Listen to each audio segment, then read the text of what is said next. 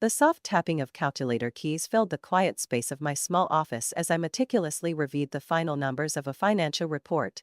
Being an accountant had been my refuge, a stable anchor in a world where I had to navigate alone. I glanced at the clock, 30 minutes until I had to pick up my son from school. "Mama, are you almost done?" Noah's voice pulled me from my thoughts.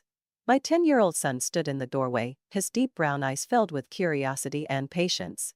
He had his father's eyes, but everything else, his quiet determination, his thoughtful nature, was mine. I set down my coffee cup and smiled. "Just 10 more minutes, sweetheart. Did you finish your homework?" He stepped forward and proudly held up a sheet of paper. "I did all the math problems, but I have a history question." I felt a familiar warmth spread in my chest. Noah was bright, always eager to learn. Raising him alone had been challenging, but also my greatest joy. Since my father's passing 5 years ago, the weight of responsibility had only grown heavier, yet I never allowed myself to complain. The sudden ring of my phone shattered the moment. My mother's name flashed on the screen. With a deep breath, I answered. "Aaron, we need to talk about tomorrow's family dinner." Vivian's voice was sharp, filled with its usual authority. "Amanda is bringing her fiancé. You'll be coming, won't you?" My sister Amanda had always been the family's shining star. Beautiful, charming, effortlessly sociable, everything I was not. To my mother, she was perfection incarnate, while I was merely practical, too serious, too dull. "Of course, Mom. I'll bring Noah too." A sigh of reluctance crackled through the phone. "Fine, but make sure he behaves. I don't want any disruptions during Amanda's special evening." Anger simmered beneath my skin, but I swallowed it down. "Don't worry." So I asked, forcing casualness into my tone, "Who is Amanda's fiancé?" "Michael Foster. He comes from an influential family, an investment banker. Graduated from Harvard," she said, voice brimming with pride. "He's everything Amanda deserves." The next evening, Noah and I stood before my mother's grand suburban home.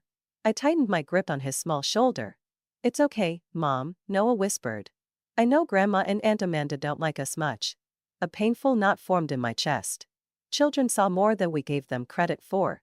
Inside, laughter echoed through the house. Amanda stood in the center of the living room, dazzling in an elegant dress, holding a glass of wine. By her side was a man in a tailored suit, his dark brown eyes warm and familiar in a way I couldn't place. "Aaron, you finally made it," Vivian greeted us with a cold smile. "Amanda, Aaron and Noah are here." Amanda turned and plastered on a smile, one that didn't quite reach her eyes. "Oh, Aaron. It's been too long. Meet my fiancé, Michael Foster." Michael extended his hand. "It's a pleasure to meet you. I've heard a lot about you." I shook his hand, my own grasp uncertain. A strange sensation washed over me, like an echo of something long forgotten. Dinner was a display of wealth and perfection, expensive silverware, perfectly curated centerpieces, discussions of luxury wedding plans. I was silent, unseen, a shadow at the table. "You won't have to worry about the bridesmaid dress," Amanda said suddenly, her tone light but cutting. "You're not one." I blinked. "What?" Amanda shrugged. "We haven't been close in years, have we? And with you being a single mother, always so busy, it wouldn't be fair to ask you." My mother nodded in agreement. "Yes, Aaron, we didn't want to burden you." A sharp pain pierced through me, but I didn't let it show. Noah reached for my hand beneath the table, his grip reassuring. The only person at the table who looked remotely uncomfortable was Michael. "Isn't family participation important?" he asked, his voice calm but firm. Amanda waved a dismissive hand. "Oh, they'll be there. Just not in the main spotlight." Later that evening, as I helped clear dishes, Michael approached me. "You're different from what Amanda described," he said quietly. I turned to face him, confused. "What do you mean?" He hesitated before shaking his head. "Nothing. I just like to get to know you and Noah better."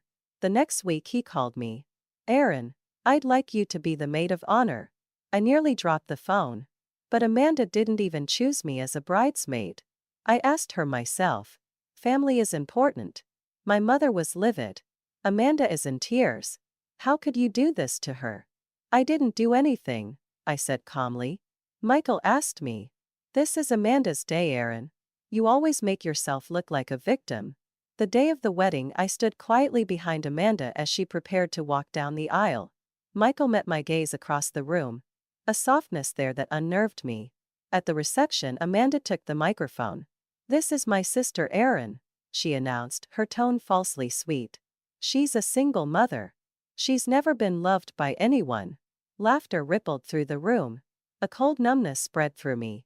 Noah clutched my hand tightly. Then suddenly Michael rose from his seat. Silence fell. Those words, he said, his voice even but hard, were cruel and thoughtless.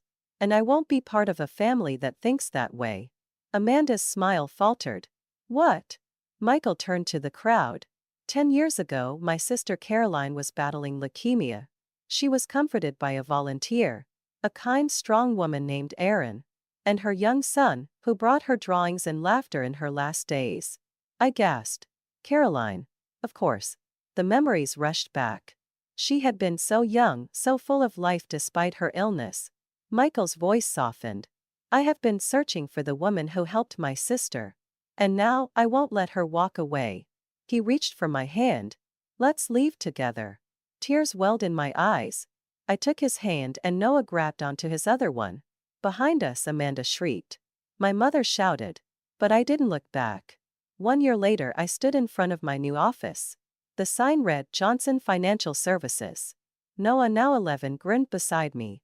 Mom, are you happy? He asked. I turned to Michael, whose gentle smile had become my safe harbor. Yes, sweetheart, I whispered. We're home.